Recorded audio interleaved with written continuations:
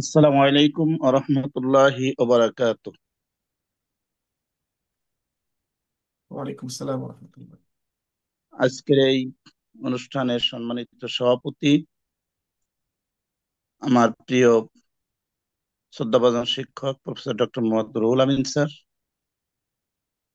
প্রধান অতিথি হিসেবে উপস্থিত আছেন আমাদের একান্ত অভিভাবক, ইসলামী বিশ্ববিদ্যালয়ের মাননীয় ভাইস চ্যান্সেলর স্যার সহ আজকের ইসলামী বিশ্ববিদ্যালয়ের বিভিন্ন বিভাগের শিক্ষকবৃন্দ, বিভিন্ন জায়গা থেকে যোগদানকারী শিক্ষকবৃন্দ সহ বিশিষ্ট ব্যক্তিবৃন্দ। আসলে আজকের এই দিনে কথা বলতে হবে আমার জন্য খুবই কষ্টকর। আমরা যখন ইসলামী বিশ্ববিদ্যালয়ে ছাত্র হিসেবে আসি, স্যারকে আমাদের একান্ত প্রিয় অভিভাবক হিসেবে পেয়েছিলাম। স্যার কুষ্টিয়াতে থাকতেন, আমরা বিভিন্ন সময় আসতাম, আবার স্যারও ডাকতেন বিভিন্ন কাজের জন্য। স্যারের সাথে একসাথে আবার আজান হলে সাথে সাথে নামাজে চলে যেতাম, এই যে কলেজ মসজিদ। তারপরে যখন শিক্ষক হলাম, স্যার সবসময় খোঁজ খবর রাখতেন এবং কোনো সমস্যা হলে স্যারের কাছে আমরা চলে যেতাম। স্যারের সাথে অনেকগুলো স্মৃতি আজকের এই সংক্ষিপ্ত সময়ে, সংক্ষিপ্ত কলবারে বলে সম্ভব নয়।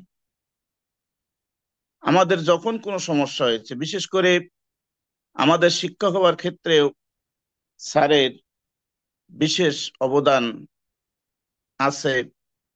আমি যখন এমফিল ডিগ্রি করি, ঢাকা বিশ্ববিদ্যালয়ে ভাইবা হয়েছিল, স্যার সর্বাত্মকভাবে সহযোগিতা করেছিলেন।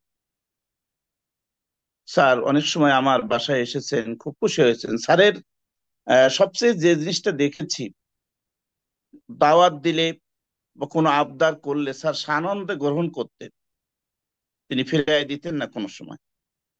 আরেকটা জিনিস আমি লক্ষ্য করেছি, একবার একজন এমফিল করতে আসেন স্যারের কাছে, উনি ভুলগুলো ধরতেন, বলতেন না যে তোমার এটা ভুল হয়েছে, এটা ঠিক করে নাও।